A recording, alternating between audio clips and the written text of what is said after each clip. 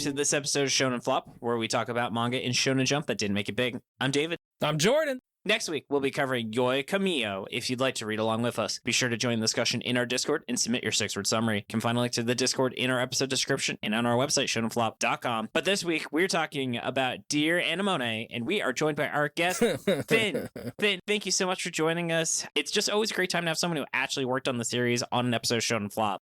Oh, yeah. Thanks for having me. Yeah, especially since you worked on Dear Anime, I believe? Yes. Dear Alimony, actually. Dear Alamo, never forget.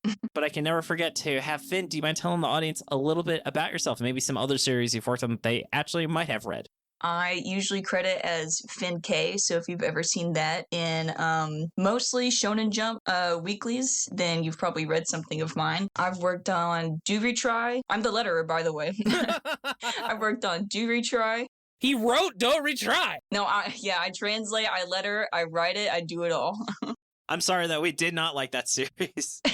He wrote Do Retry. We got a lot of shit to tell you, Finn. Bro, that if I could be on any episode, I'd want to be on that. That was so funny to listen to. I had a great time. Oh, that's so kind of you to say. Oh, I'm so glad. Yeah, Do Retry, Mama Yu Yu, Dear Anemone, Yokai Buster Murakami, currently doing Shinobi Undercover, and non-Shonen Jump ones would be Magic Girl Dandelion, and currently the newly released Bug Ego. So, super excited about all that. I haven't even heard of that. Yeah. Yeah, that's a new one by the One Punch Man and Mob Psycho author, and then the artist. What? Yeah. One has a new manga? Yeah, he's got like 3 going now. Oh my god! Jordan, if you've seen the art, I don't think it takes them a long time to draw a chapter. Oh, no. It's a different artist. So the artist is, I believe it's Kyoto Shitara, and that artwork is so detailed and crazy cool. It's just weird and funny, and the first 4 chapters, you can read them on Shonen Jump right now. Okay, I'm definitely gonna check that out. Well, I think I know what your rec is going to be because this series sucked. Spoiler alert. On that note, let's actually get into talking about this series. Jordan, take it away. So this is Dear Anemone. I just want to make sure I got the name right. Could you tell me what it's called again? I couldn't fucking care less. One more. I don't know, David. One more time. I couldn't hear you. Dear fuck off. Okay. Yeah, this is Dear Anemone. The word anemone is apparently borrowed into English from Latin, which it's Greek, and it means windflower/daughter. And the beginning of the Japanese pronunciation sounds like ane, meaning older sister or young woman. So there's a little bit of a pun going on here, you know. This is written by Rin Matsui. They were an assistant for Kohei Horikoshi from a little thing called Barrage. I think you mean Bulge. Uwu. Bulge of the Warring Planets. They were cowards for not using that name. Yeah, and Omega Doki Zoo, which are both episodes, and, you know, he also did My Hero Academia. That's, yeah. Yeah, who cares? Lesser known series. Who gives a shit about that? Because this is the first manga that Rin has fully written. They have a bunch of one-shots, though, including just Anemone, which won the Jump New World Manga Award. I don't know anything about that, but they also wrote If My Mouth Splits Open, Rembrandt, one of my favorite artists, Kobore Zakura no Sabigatana, Black Milk. Interesting. Black Milk. Milk Noir, Yes. as they call it in French. Oh, yes. I don't know why I combined France and French and said French. I want some French dressing, not ranch dressing. Ranch's grosser cousin. Mispronounced the name of a country I was literally in 3 days ago. Peak American energy. It's a combination of ranch and French dip. Oh my god, David, Ew. you're a genius. They call me royalty because I be French dressing. Oh, bro. Yeah. And they also wrote something called Anima. But anyway, we're not talking about that shit. We're talking about Dear Anemone. Ran from February 18th, 2024 to June 16th, 2024. That's right, everybody. This is a U19er. 17 chapters. Woo, let's go. And it felt like 5. Yeah, it replaced Martial Master Asumi. That was 4 volumes. That was also a flop, and that was also an episode that we did. It replaced Himaten by Genki Ono, who did Full Drive, and that's still going. The series that started at the same time as it was Super Psychic Policeman Chojo by Shun Numa. It's 3 volumes. It's doing all right so far. But, enough about that. Why don't we get into what the fuck this fucking series is about? Oh no, Hachiue's friend Yoshio went to the Galapagos Islands on a government research team last year, and he disappeared, and now he joined another government team to save him. Whoa! Hachiue and some others, including a guy with a nose ring chain named Ryuichi, who immediately gets killed by a chameleon monster in the most annoying Marvel voice possible. No, see, that's stage direction. Okay. That's how I want you to read the next part. Listen, I'm a newbie. Give me some. That's okay. You're doing great. I don't even know what Marvel voice is, so. Oh, just say it in like the most annoying voice you can. Because, yeah, that's right. There's monsters on this island. Well, that just happened. Yeah. They fly now? That's not even from a Marvel movie. That's from Star Wars. It's all Disney. They're all the same. Listen, Jordan's right behind me, isn't he? No, I'm right behind you. Okay. Well, that just happened. Yeah. That's right. There's monsters on this island. That's just what's happening right now, I guess. A girl named Asumi runs in the direction of someone screaming for help, only to discover that, OMG, it's a big chicken monster who can mimic human voices. Hachiue goes to help, and the chicken monster starts to eat him, but his blood falls on a flower called an anemone, which he finds out by having a flashback to Yoshio. The anemone then sprouts into a giant vine monster with a pretty face, kills the chicken, and fuses with Hachiue's body. Popcorn Jordan. Anemone wants to go to the lab where she was created to cause more evolution on the island. So she, Hachiue, Asumi, and a girl named Minazuki, who I haven't mentioned yet because she wasn't important, they all go to where it should be. There's like a side quest where Hachiue saves them from a big starfish thanks to, again, a flashback he had of Yoshio. But like they immediately find the lab. It's like right there. So, I mean, I thought they were going to look for it for a bit, but no, it's right there. They get attacked by a honey badger who, David, he doesn't give a fuck about anything. Yep. But the honey badger is killed by a praying mantis monster. They're one natural predator.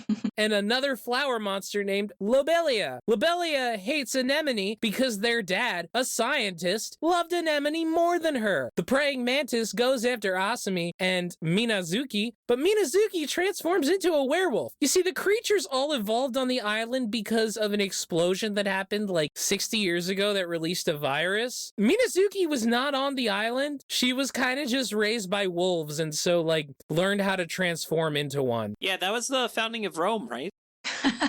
Yeah, exactly. Anyway, she kills the praying mantis and Lobelia runs away. Ryuichi then shows up even though he died earlier. Weird. They get research notes from the lab, which was the actual reason they were sent to the island in the first place, and decide to head back to camp and wait a month for rescue. Hachiue still wants to look for Yoshio, and Ryuichi thinks, hey, that's cool. I respect that, and helps him out when they find Kurage, a girl with electric jellyfish powers, who watched the rest of her team die. Popcorn David. Time skip, and they're at a banquet full of anthropomorphic rabbits. Flashback, and they find out a rabbit who invites them to a town full of those rabbits. The rabbits apparently are all just kind of feral and crazy until Yoshio showed up and told them about human culture and fancy aristocratic stuff, including every single thing about etiquette, apparently, including how to make fine fabric and cook high-quality meals. So no, it's totally fine. It's not dumb. It makes sense. Anyway, the bunny mayor says he'll take Hachiue to see Yoshio, but oh my god, it's a trap and a giant bunny chimera jumps out to kill him. Meanwhile, Ryuichi, Asumi, and Mazuki are attacked by Lobelia, and Ryuichi attacks her with chameleon powers. I'm honestly not sure how Lobelia dies. Maybe Mazuki kills her. I don't know. And I don't think the offer does either. Nope. Anyway, Hachiue and Anemone kill the bunny monster, and he reunites with Yoshio after reflecting on a long, exciting, and successful journey he just had, and that was really the end, and there was nothing satisfying that happened in that last chapter. No, and listener, I'm sorry, but like if I had David retake that paragraph every time you mispronounce something, we never would have gotten through it. Yeah, you just gotta, sometimes you just steamrolled through it. It was actually really impressive. Yeah. Yeah, you kind of just gotta like use logic to like figure out what he's talking about. It's really like that scene straight out of Billy Madison where it's like, everything you just said was unquestionably wrong. We're all dumber for having heard it. May God have mercy on your soul. Finn, may God have mercy on you. Can you tell us about the main character of the series, of whom I've written a single bullet point about his personality traits? And I believe you misspelled his name anyway. I need to stress how little a shit any of these characters mattered in this series. This is like how, so we previously covered Psych House, and Jordan in the plot summary for the middle paragraph says, and then like 14 chapters of nothing important was his entire section he read. And that's how I feel about the character section for anyone who isn't Anemone. Yeah, so his name is Gaku now you're making me double question it. And you lettered this series. Hachiue. His name is Gaku Hachiue. Yeah, his name is Gaku Hachiue, and David spelled it Gaka Hachoi. Just so listeners, you're wondering why Finn is having a hard time right now. Bless you. Yeah, okay, so Gaku Hachiue is our main guy, and he's just weak. He wants to change. He's kind of a crybaby. That's kind of it. He like loves his friend and has constant flashbacks to his friend, and he was like, but only as a child, because I guess he doesn't know what his friend actually looks like as an adult. well, apparently his friend looks the same as an adult. The same. So he was right to, apparently. But he just got lucky about that. His friend has a haircut that you definitely would change as you got older, because he has a giant fucking afro. And his friend was just like, apparently just wouldn't shut the fuck up about the Galapagos Islands. Yeah, he was only interested in evolution, and that's the main thing. That's why he went there, to help out, I guess. And fine dining. Yeah, apparently. Because again, he taught the bunnies everything about human culture.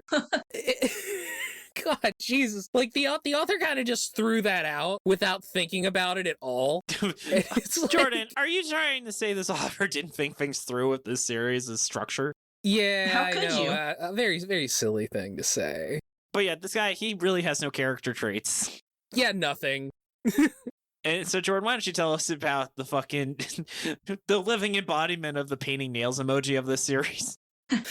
Yeah, Anemone. She is like a bunch of vines that came together to form a plant. You know, to form like a person, kind of. She's like a plant lady. She's like poison ivy or something. Yeah. The thing about Anemone is she shows up, she's like, I don't give a fuck about these humans. I don't care. I want to kill them. But then, like, after a little bit, she's like, oh, these humans are actually really beautiful. It's nice that they care. I don't give a fuck about anything, but dang, I respect these humans a lot. Because, like, they actually want to save people, even though I think it's stupid, but like, it's kind of cool, I guess. Can I jump in with something really funny that happened in like chapter 3? Yeah. When an enemy is first introduced and she's like, I don't give a shit about any of y'all, and is talking about the explosion that happened, it seems like the only motivation that she's got in the beginning is, I will create another explosion.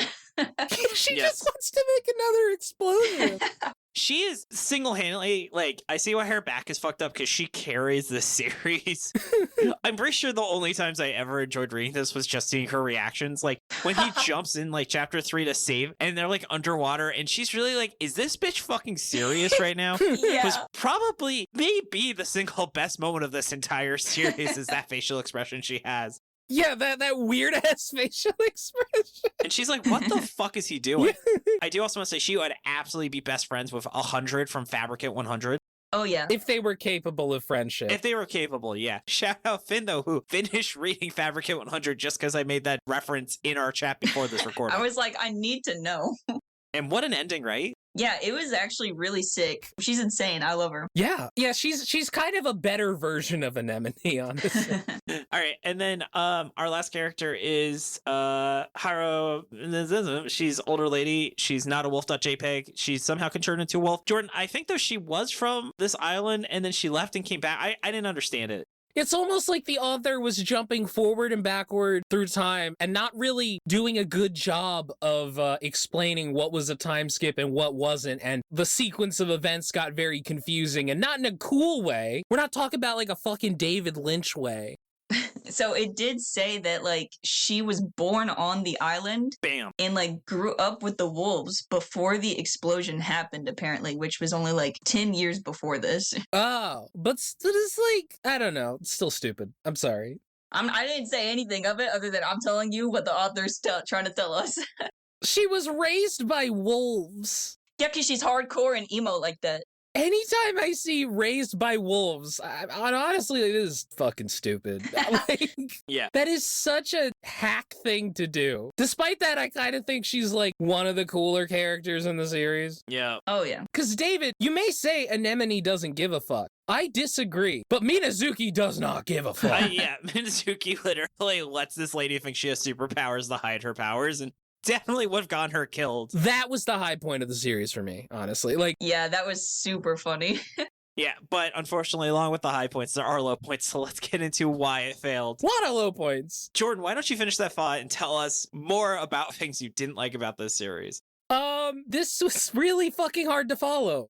Someone has to explain to me why he did a jump forward and then immediately is like, but let's actually see what I just skipped. What was the point of that being non-linear storytelling? To make the reader interested. God. To be like, hey guys, keep reading because look what's happening. How did that happen? Oh my god, you're gonna have to read next chapter to find out. God, this plot is very stretchy.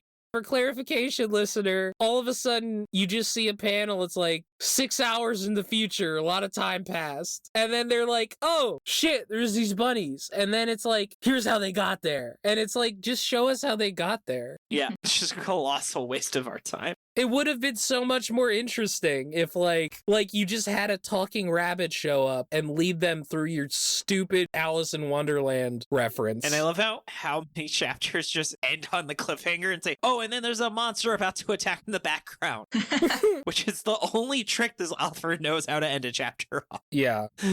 And then Finn, is there any negatives that really stood out to you while you read this? When I was working on it, I never noticed how many flashbacks were really happening when they could have just like done what was in the flashback. And it was, even in chapter 1, it was kind of confusing to understand where and what like was happening. Yeah. That was my biggest thing that I definitely didn't notice while working on, but rereading it, I was like, wow, I don't want to be too harsh, but I guess I'm not surprised that it's only 17 chapters because it was like that from chapter 1.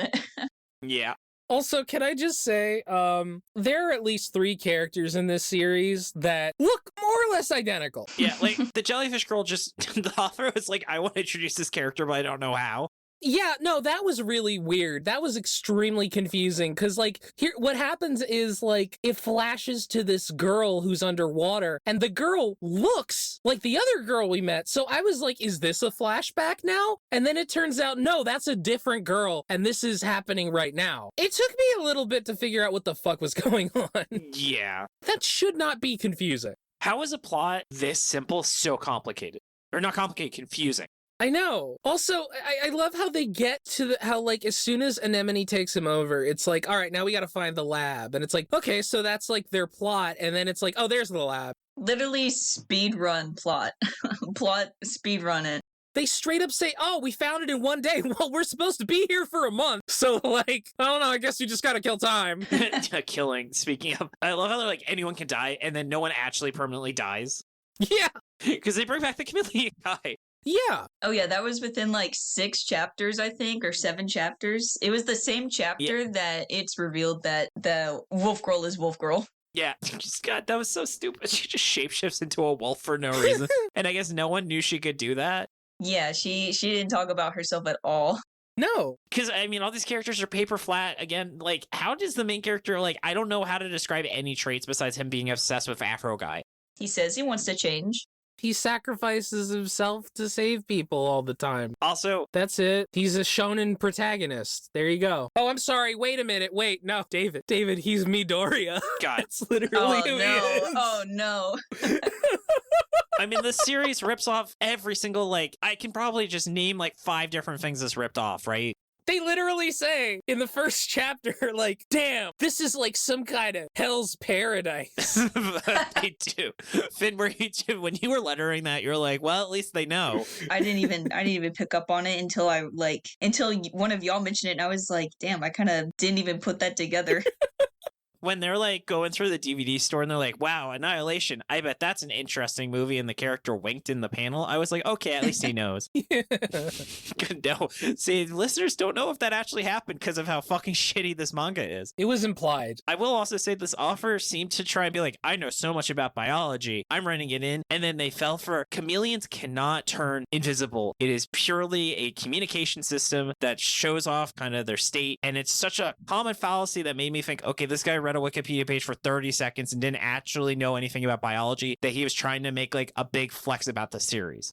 I don't think he read a Wikipedia page. I think he just remembered stuff that he saw in media. Yeah, probably. Yeah. He's not a Rocky. You can't get away with stupid shit like that. He's having a good time. Yeah, God, I was just not having a good time reading this.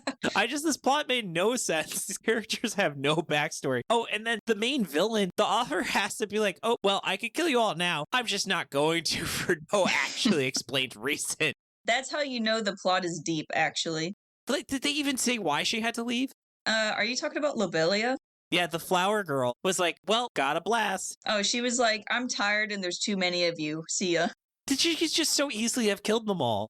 Nah, not fun. Here's the thing. The series also does something that, like, we see in a lot of these manga that, like, annoy the shit out of me, where it's like, you know, the main character meets a character who's already involved in the plot, and that character knows the enemy, and they're like, oh, I know you. Ah, it's you. I remember you. Dang, you're a jerk. I hate you. Ah, you know, we have this rich history behind us. And it's like, damn, you know, I don't know. I kind of would have liked to have learned who this character was kind of on my own, just kind of seeing who they are, instead of... But Jordan, if the author doesn't tell you how cool a character is, you're not going to think they're cool. How would you even know?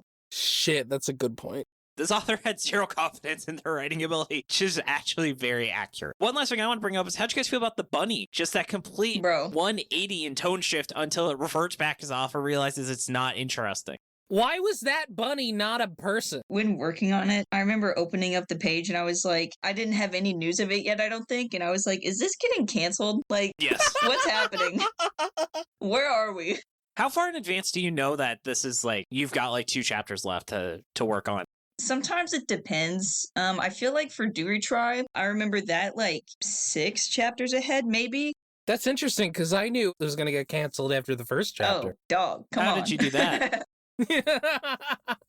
No, so yeah, Mama Yuyu though, I know David told y'all that I didn't know until like the second to last chapter. Like, they just forgot to tell me. Yeah. Oh no. It's usually like a couple chapters. That's how it's been lately, at least. But for Anemone, because I think the rabbit stuff happened like chapter 12 or 13 or whatever. I don't think I knew yet. So I was like, what's happening? Oh god. It really just feels like the author was like, fuck, I don't know what to do now. Yeah. I already gave them the papers. I gave them the research. I don't know what to do. That was the main thing. Yeah, it felt very random. That's fair. All right. But I think, though, we do have to go and talk about what it did well. So let's dive into that. So, Finn, can you tell me what's something you enjoyed about this series? Like everybody else, the artwork was bomb. It was awesome. Yes. It was very different than like other Jump series that I've read, which I really appreciated. This author clearly didn't have time to actually write the series with how detailed the art was. Well, I don't know, David, because there's a lot of panels that are just gray gradients. Hey, that takes a lot of work. I mean, the thing is, I can't even be mad, because when the author does draw, it's fucking banging. Mm-hmm. It's like fucking sick, man. This shit is detailed. It's very like the shading is very interesting and well done. It almost has a scary stories to tell in the dark vibe to it. Oh, yeah. It's rare to see like a Berserk-inspired art style in Shonen Jump. Yeah, this art almost tricked me into thinking this was good. I mean, it goes so fast, you can really just look at the art and just ignore the text. Yeah, I mean, I don't really know what's happening a lot of the times in the art, but it looks cool. It looks really cool. Like, honestly. When it's spooky, it looks really, really awesome. Like the intro with the chameleon, like in that first chapter, like that panel. Yeah. That transformation was like super awesome. As a vehicle to do nothing but draw cool monsters, it met its goal. It just didn't do anything else. No. but like the monsters just look really cool. Like they're really creepy. Mm-hmm. And not only that, the compositions are frequently really interesting. When Minazuki turned into a werewolf, yeah, sure, the idea is stupid, but it looked awesome. With like the really harsh, heavy, dark shadows that were falling over her were like so dramatic and so cool. Oh, it was sick. It's a shame that everything else is fucking stupid. Yeah, I have one positive that's not related, as we talked about. Anemone is definitely the best character in the series. There's a lot of humor, which I want to say was intentional with some of her reactions. Oh, yeah. Just the fact that she kind of is like a meta-narrative where she knows how fucking stupid this series is, and she just is like, it kind of feels like she's legally required to be in this series. I don't know. I kind of felt like after a while it was like, okay, author, I get it. She's edgy because she's just like, I want to kill you, and it's like on one hand, yeah, sure, that's a meta narrative because the guy was annoying, but it was also like that was funny, so funny. Funny. It was funny. Listen, Jordan, I'm grasping at straws, big guy. We know the series is not good. The part that I thought was like funny was when Minazuki turns into a werewolf. Asumi, I think, wakes up and she's like, whoa, did I like transform when I was asleep and like save us? And Minazuki's like, yeah, you did. And she just believes it. And like from that point on, she's like not afraid anymore. Like it's kind of great. She's got this like badass face immediately after of like, I can protect everybody now. And it's like so goofy. It's honestly great. But there really wasn't a good payoff to that. There wasn't, but like at the same time, I liked that it like maintained. Like I liked that she didn't just like go back to being afraid. It was like, no, she believes it. When they meet back up with Hachiyue, I think it was when they were still like first fighting Lobelia, and she comes back and she's like, don't worry, Hachiyue, I can handle this. And the wolf girl is just like, I guess so. Yeah. Like I liked that. That was really good. Yeah. I was actually surprised she didn't violently die. Yeah. Oh, yeah. The series didn't go long enough. The author didn't want to bother bringing her back, I guess. This author had a lot of deaths planned for these characters. I do kind of wish that they would have, if they were going to kill, like, Yashiki, the chameleon guy, that they would have at least made it permanent and, like, placed it somewhere else. Because I was like, oh, shit. Like, everyone's up for grabs at this point. But that didn't really happen. No. Maybe on that note, shall we get into where it could have gone? Yeah. And before we get into that, though, if you've been enjoying the show, we'd really appreciate it if you subscribe to the Shonen Flop YouTube. We're trying to hit our goal of 1,500 YouTube subs, and if we hit it, we'll do a special bonus episode on the Build King epilogue, right, Jordan? Unfortunately, yes. If you've already subscribed, thank you so much. I think we're only 150 subs away, so please sub. It means a lot. So on that topic, though, of where it could have gone, what if, like, the main character... Are you familiar with Stealth Symphony at all, Finn? No, I'm not. What? Do you mind if I spoil Stealth Symphony? Go for it. I don't think I've ever heard of it, so you got this. Okay, so Stealth Symphony is by the creator of Durara and Bakano. Oh, shit. And it turns out that the main character is like this normally timid guy. In the last like 4 chapters, it turns out he's actually like a psychopath who murders people, and he finally just starts giving into his urges and starts killing everyone. And the entire series is all of the supporting characters trying to now kill the main character. Whoa. And I'm kind of like, what if that was this? Wait, David, and then they all wake up in real Japan? No, they find a portal to real Japan, and they reverse isekai from their fantasy world. And it all lynched on the fact that there was like one person who was like, I'm actually from Japan. That was great because that person was like, I'm a ninja. And they're like, what the fuck is a ninja? Yeah. So the author established the series as technically an isekai. It's amazing. Yeah, so it's literally the only reason to read Stealth Symphony is how batshit the last like 3 chapters are. But yeah, what if the main character actually did go crazy with Anemone, and it literally is the main character? We've seen him for 5 chapters. We think he's like a generic shonen protagonist surviving. Then it turns out he is actually nuts, and it's literally everyone trying to survive against this alpha predator that is now hunting them on the island. That was what we thought was the main character of the series. I feel like it's so lame that they met Yoshio and he was just like fine. Yeah. Like, he's not even like hurt. This was like my guess because I assumed it was probably gonna happen. Like they met Yoshio and he was like fucked up or like a bad guy now or something. Not even an eye patch. He's not even punished Yoshio. It would have been cool if like any of like all the times that Hachiyue was trying to be like, aren't you guys like friends? Like what happened to my guy? Everybody cuts him off or like beats the shit out of him. Nobody like listens to him whatsoever. It would have been cool if like if like he could have actually tried to like befriend anybody. Yeah, that would have been cool. It's also is like if he's timid, but he just talk no jutsu is all of the horrors, and he's just like building this empire of monsters to fight the other monsters for him. Yeah. It just turns into Digimon. Yeah, that horror Digimon sounds pretty fucking cool. Yeah. That is Shin Megami Tensei, kind of. Oh yeah, Shin Megami, that's a good one. It's also like tonally, this author just thinks if everything's terrible, it's more interesting, but you need contrast. It's like how the guy who made Breaking Bad was like, it's really important to have comedy in your drama because it makes the drama more impactful after you've just been laughing. Because like, there's not really any W's in this series besides him finding his friend at the very end, but the series ends, so it doesn't matter, right? Oh, David, that goes back to like fucking Shakespeare. I mean, after like people. I know Vince Gilligan didn't invent the idea of having comic relief. I'm glad you didn't. You weren't asserting that.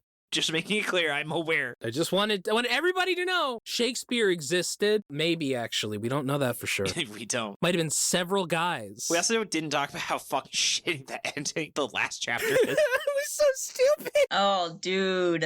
Where he just finds his friend, and his friend is like, hey, what's up? And that's the end of the series. They don't even interact other than, oh my god, is that you? Get out of here, I got this. Like, they don't interact at all. Yeah, he's like, hey, you need help standing up? That's it. That's how it ends. Beautiful. Yeah, that's another thing change about the series is good ending. I also feel like this series was going to turn into some kind of like Dr. Moreau type thing where it was like, because they were kind of building up to the idea that like, oh, we got to find this mad scientist that started all of this and shit like that. So it's like, I think they were going to find him somewhere and fuck, I don't know, Dark Gundam cells. I don't know. God, George's just going to try and discuss G Gundam in every episode now. Yeah, now I will. We can just talk about Gundam later. Yeah, that's true. Yeah. I'd much rather talk about Gundam in this series. But, Finn, did you have anything else that you feel like you would have tweeted about the series to have enjoyed working on it more? I mean, I feel like when I'm working on stuff, I always find a way to enjoy it. It was honestly kind of a fever dream because it was the shortest thing I've ever worked on. So I don't know if I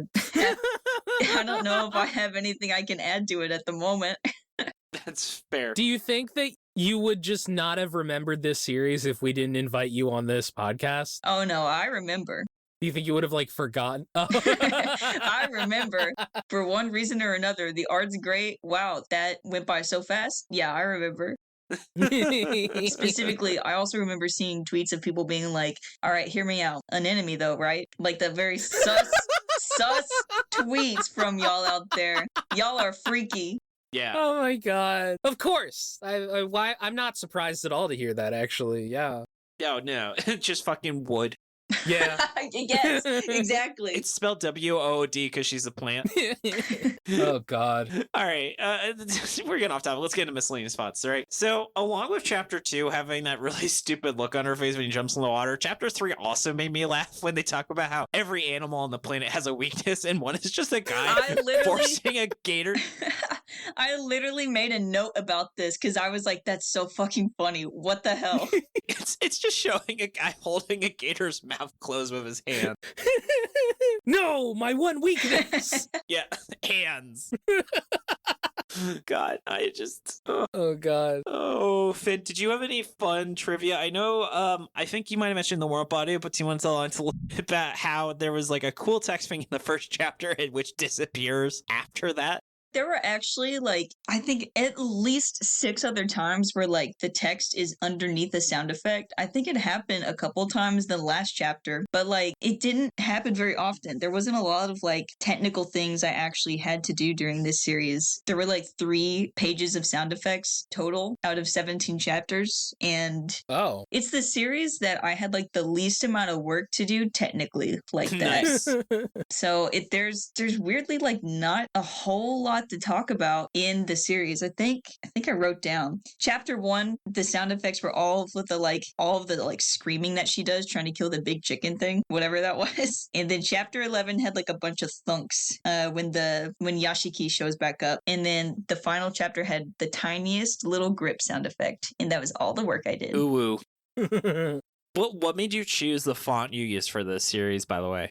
there wasn't really a reason behind this one specifically. I have this like weird thing where I don't remember what I worked on before this actually. I don't know what Anemone was with. I don't know what it released with, so I can't think of like what I worked on before. I think it was Mama Yu Yu. Mm-hmm. And so I have this like weird thing where I don't want to reuse the same font for some reason. And so I was like, I haven't used Meanwhile at all, which is like a very common one. So I think I'm just going to go with that. Because Mama Yu Yu was, for me, was very, very involved and I loved it. And I was just like, I think Meanwhile fits this. That's also what editors sometimes like ask for when I first started, at least. So I was like, it's my third series. I'll do that. Listener, you don't understand how excited David was to ask a question about fonts and get an answer. Hell yeah, I love it. Listen, I wrote a college paper on Century Gothic, which is a great font. Oh, well, I guess my one other thought about the font was like the art is so detailed and gritty that I didn't want to use something that maybe would like clash with it either, you know, so that it would like stand out at least. Because usually you look at the art and you're like, does this match? Does this match or whatever? And that's what felt like it also fit best. So. Oh, that's cool, though. Can we talk about the main scientist guy creating a talking plant and being like, oh, this isn't good enough? I'm pretty sure the bad guy seems substantially more advanced as an organism than Anemone. So I don't really understand why Anemone was considered more successful. David, that gave me such Fabricant 100 vibes. Yeah, the moment I actually started reading Fabricant again, I was like, man, the doctor guys, this is pretty similar to that other professor guy in Anemone. Yeah, he's just like, no. Wrong. A failure again. I just created life. That can talk. That I just created sentient life. God damn it. Not again. God. I'm the worst. Such a stupid thing. I wonder how many of the like monsters he actually created, because Lobelia was also doing that after like, I guess he died or disappeared or whatever. God, this series is such a fucking mess. Would have been nice if there was some kind of resolution on that. I don't know. Like, that was kind of a lot more interesting than the main character looking for his friend. You know, maybe if the author didn't have a billion flashbacks to the same scene of the main character talking to his friend, he could have instead put in more intriguing things about the doctor, you know? I don't know, maybe. Yeah, just there's a lot of mysteries the series could have fixed. Yeah. I also really would be curious. So there's a chapter where someone gets thrown around and it makes them think of Lobelia. And I really wonder if that was a joke that translated into Japanese, you know, like lob. But that was, I don't know, Finn, if you have any idea or if that was probably a coincidence. Which chapter? I don't fucking know. Yeah, I was like, I can't. There's a lot of people getting tossed around. Oh, wait, do you mean when Anemone was like, they were fighting the rabbit guy, weren't they? Yeah, and the rabbit, and she gets turned. She's like, this makes me think of Lobelia. And I was like, is that on purpose, that joke? I have no idea if that's similar. I wish I did. I wish I could help you with that, but... I know, I wish I'd asked Jan. Probably not, but, you know. I do want to say, though, actually, I did reach out to Jan, who provided us, and they did say they were super excited to have that we were recording with you, Finn. Yeah, I love her. So she said Karagi means jellyfish and Hatsui means potted plant. Yoshio's name uses the characters for good/virtuous and life. It was a little interesting that Okinawa was mentioned at the beginning of the series, but I think that was just to give Japanese readers a point of reference. Okinawa is a prefecture in the south that's made up of islands and is well known for being home to a lot of venomous animals, and I also think that's where nunchucks were invented. Fun fact. Also, Jan got a major in biology, so I'm sure this series was close to her heart despite all of the biological fact fuck-ups. Do you guys have any other miscellaneous thoughts before I go into a MaxyBee thought of the series? No. I don't think so, no. Oh, there was one moment where I actually really liked the series, was when the main character was like, I came here to save you. And I was really hoping that he would be like, we came here to save you. And Moni would be like, I did not consent to that. What the fuck are you talking about? But then a few pages later, he does say that and she gives that exact reaction. Yeah, it literally happened. And I was like, this is the best scene in that entire manga. I do have another thought, because it's literally in the last chapter that Yoshio is like doing the final monologue. And I felt like it wrapped up the whole series. It's where he says, you got stronger. No, that's not right. You knew you were weak the moment we met, but that was just proof of how strong you are. Oh, this was so stupid. And I'm like, what? Those moments were so funny to me because it was like, you went on a long, impressive journey, you know? A really You learned a lot and met a lot of friends and fought a lot of people. And I'm like, no, you did not. Yeah. Dude, some of the stuff they showed at the end, I was like, I wish we got to see some of that and like these characters. That would have been cool. My theory is that all happened in the time skip, like between the time skip and when they met the rabbit. God, I hate that rabbit. Several hours later. Several hours later, yeah. Oh, but let's show that anyway. Yeah. All right, but let's also show some MaxyBee facts where they said the author is a very eager assistant on My Hero Academia, like that they because they literally came back to that series after this failed. And so they spent a few weeks finishing up the series because it ended pretty recently as too. But the author has shown a huge amount of My Hero Academia fan art posted to the various socials over the years. I think I've seen their fan art, so I guess they were the author who did a lot of fan art. Anemone fittingly is based on the design of the titular plant person Power, the protagonist of Matsui's one-shot Anemone. Surprising. And heavily rendered art styles like this take their toll on weekly series, hence the fact that there's a 13-page chapter in the middle of the series. So I guess it really did go fast because these were short pages. I forgot about that. These were short chapters. I didn't even realize when I was reading it that was a 13-page chapter. Yeah, they just go so fast, right? It was a quick read. And you know what else has gone fast is this recording. So let's get into the final verdict. I can't believe we're already there. Yeah. So let's kick things off with 6-word summaries from the community. We have so many. Jordan's going to take over halfway through, as one does. From Tucker, should have gone nuts earlier, to be honest. Or TBH. MaxyBee, bad art, just add more lines. Artil, art evolved far beyond its story. Or Paladin, survival of the fittest, then perish. Boff, Darwin is rolling in his grave. Blamumu, evolution does not work that way. Chicken Warlord, I delete every promotional reference to. CT3 LA, plant-based horror has conflicting flavors. Dackerson, more like the Borgian of species. Diego, evolve man-made horrors beyond our comprehension. Dougie 4, Georgia O'Keeffe art is less subtle. That's pretty good. Dude Rocks, I think Pokemon understood evolution better. Oh, shit. Funky Green, isn't an Anemone where Nemo lives? Yeah. Lornak, even r/Darwin Awards doesn't want this manga. Isekai Sensei, Dear Anemone, please stop. Seriously, stop. And JRPG Astrologist, serve new metal instead of mad science. Yeah. And then Jordan, can you do the rest? Captain Clueless, everybody wants to be my anemone. Last of the Red Rose, mangaka did absolutely zero Galapagos research. Yeah, they didn't. Lord Anubis, only the strong won't get axed. Luffy's 0321, the real horrors were scientific inaccuracies. Portal Man, when in doubt, call Swamp Thing. Red Blade, constantly expositing, constantly fighting, constantly boring. Resident Warhammer Nerd, should have evolved into a better series. Damn. Riley, Little Shop of Horrible Shonen Manga. Savia, Dear Anemone gets a Dear John. Ooh. S. Bubby, with all these friends. Who needs anemones? Hey! Spike, it died as it lived. Unfit. Nice. T. Wolfwood, couldn't adapt, improvise, overcome. Shonen Jump. The Laughing Fool, Darwin should have eaten this too. Thor's, his whole anemonoses in that art. No. Watchtower, proof that evolution can make flops. Xylon, wow, what a hair-raising conclusion. Yellow Cup, what was that bunny cliffhanger? Elysian, save some frames, kill the animals. I get that reference. Yeah, like AGDQ, hell yeah. Yeah, Super Metroid. Yeah, Super Metroid, yeah. All right. And then I had 3. You guys will tell me which one of these is the best. Not even the DNA of a good manga. And then Hell's Fabricant, Annihilation Paradise 100 Formars. Yep, And that one. Diogenes holding Plucked Paradise. Diagnose. No, it's Diogenes. Oh, Diogenes? Diogenes, I've never yes, seen the that fucking before. philosopher guy. My phone autocorrected it. Diogenes. Plucked Paradise. Behold, a manga. Huh. All right. I don't know. Were any of those good? Yeah, I liked Hell's Fabricant Annihilation Paradise 100 for Mars. Yeah, that's Yeah. my favorite. Okay. Thank you. I really tried. Jordan, what was yours? Yeah, the art can't save this one. No, that's a fact. How about you, Finn? I had several, but the one that stands out the most is looks as cool as is confusing. That's Yeah. pretty good. And then, can we all say this is a certified flop? Is that fair? Oh man, the art makes me want to say it isn't, but everything else wants me to say it is, so I'm gonna have to say it is. I'd have to agree, unfortunately. Yeah. So, Finn, what should someone read instead of this? Oh, man. You did say it at the start of the episode. If you want a really cool if you want a really cool series that's got really, really detailed art and some spooky, weird, funny stuff, go read Bug Ego, which is now out on Shonen Jump. Hell yeah. Hell yeah. I also let her that one. Nice. Jordan, how about you?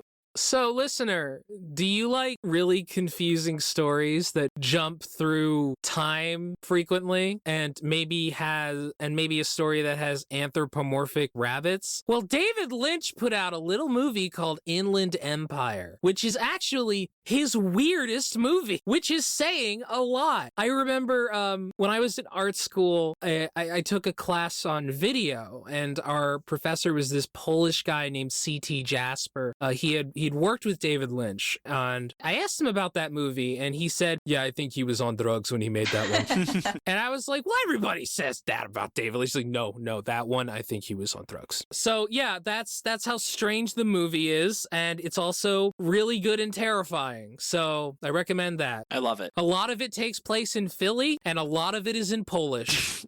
Okay. And then mine is, so now that Witch Watch is getting an anime, I no longer need to try and get everyone to read it, but everyone should read it. The rest in peace letter and translator of that series. I agree. I love Witch Watch. Everyone should go read and then watch Witch Watch. But my actual recommendation is The Buglehorn. Are you guys familiar with that series? No. Mm-mm. So it's essentially, what if it's a mashup of the X-Men and Vinland Saga? Ooh. And it's super cool. It's about a war band where some of the people in the war band working for a country have like X-Men style superpowers. The main character has the ability to visualize music, so he can direct military like operations using his power. Another one has the ability to like transfer wounds, and another one can actually take time from her future to give herself super strength. Hey, David, do you mean The Bugle Call? Yeah, it doesn't have an officially translated name, or does it? I don't remember. Yes, The Bugle Call. That sounds right. Okay. I just want to make sure. Yeah. Let me double check. Yes, The Bugle Call. That's Jordan's right. Sorry, I fucked that up. It's okay. It's one of those days. I'm very jet lagged. But anyway, It's okay. Great series, good art, fun writing, cool twists. People should go read it. Hell yeah. Jordan, I assume this isn't the worst thing we ever read, because at least it's pretty to look at. Yeah, no, this isn't the worst thing we've read. All right, well then let's get into wrap up. Finn, thank you so much for joining us today. Where can they get more of you in their lives? I am on the Cursed Hell site Twitter still until servers finally drop where I can't stand it anymore. But you can also find me on Blue Sky and Instagram, and you can find me at MatchaFinn. I love it.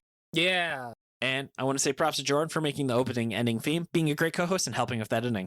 Thank you, David, for everything that you do. No problem. Props to Merliel for the awesome cover art. Find her online at Lyle Mur, and Nigel for being our generous art benefactor. Thank you, Dylan, for assistance with editing. You can find his podcast, Anime Out of Context, at animeoutofcontext.com. Thanks to Tucker and MaxyBee for assistance with pronunciation, translation, other miscellaneous research. Thanks, Kala, for being our social media manager. She just started. She's doing great. Hell yeah. Thank you. You can find us on Twitter at ShonenFlopcast, Tumblr, Shonen-Flop, and our website, ShonenFlop.com. We're also on Spotify, Apple Music, YouTube, wherever else you get your podcast. If you want more weekly David and Jordan content, you can also find us every Friday on the Chainsaw Minute, where we talk about the latest chapter of Chainsaw Man. Yeah. Find it at csm.libsyn.com or wherever you listen to Shonen Flop. Come join the Shonen Flop Discord. It's open to everyone, patron or not. Hang out with us, talk about anime, games, whatever else is on your mind. We even have a manga book club and movie nights. We're also doing a special one with Xander Cannon, where we're talking about his series Sleep. Xander was a guest on our Monster Chamber Girls episode, and super awesome. Probably best known for Kaiju Max and working on top 10 with Alan Moore. You can find a link to it in the show notes or on our site, shonenflop.com. And if you've been enjoying the podcast and will help us keep going, subscribe to our Patreon at patreon.com/shonenflop. Along with that warm and fuzzy feeling of helping us out, you also get access to monthly bonus episodes, including the Shonen Drop, where Jordan and I look back at the previous month's episode and open the mystery box. Jordan, what was our bonus episode this month, and what did we talk about for the month of December? Well, David, we covered Hentai Cayman with Shen. Oh, Shen Comics. Yeah, we got him back for that. You know him, Shen Comics. I can't wait. Oh, you had to read the manga about the superhero who puts panties on his face. Yep. That has 2 movies. Yes, it literally has 2 fucking movies. Oh my god. Mystery box content was if you had to teach an arts of expression manga class, what would you include? Oh yeah. David, what does that mean? We're gonna find out because we haven't recorded that yet. We haven't recorded yet. Yep. And if that's not enough, other perks include picking a manga for us to cover in a main episode, episodes up to a week in advance, and behind the scenes content like our warm-up audio where we had a very fun topic with Finn all about fonts, and of course our recording notes. And I want to read off some of our wonderful patrons. Starting with our dolphin dads, we have Glornak, Rachel, my wonderful wife. Had a great time going to France with her and getting stuck at the train station. And Sean, how many potatoes would having your baby cost me? Moving on down to the ravioli tier, where my adorable goblin dog, and you get weekly photos of her. She missed us so much, even though she went to mom first. We have Chris, Eva, Jeanette Davis, Lady T, Matt, Scarlet Mirmanen, T, Tiffany, and Trevor. Moving on down to our King of the Forest, we have 090Z, Bandit Stoof, My girlfriend. Brad, Chad, Ivan, Jacob, Justin, Kirbymon, Maddie, Marty, Riley, Sarah, T. Wolfwood, and Tommy Boy. And a big thank you to our Galactic Ball Federation officers and our Beast Children. All right, Jordan, anything you want to toss in? Yeah, check out Mission Ignition. Or don't? Hey! All right, let's get the sign off. Thank you so much for joining us. Tune in next Monday as we give our first thoughts on Yui Kamio. This has been David. This has been Jordan. This has been Finn. And you've been listening to Shonen Flop. Keep on flopping floppers! Yeah! Woo!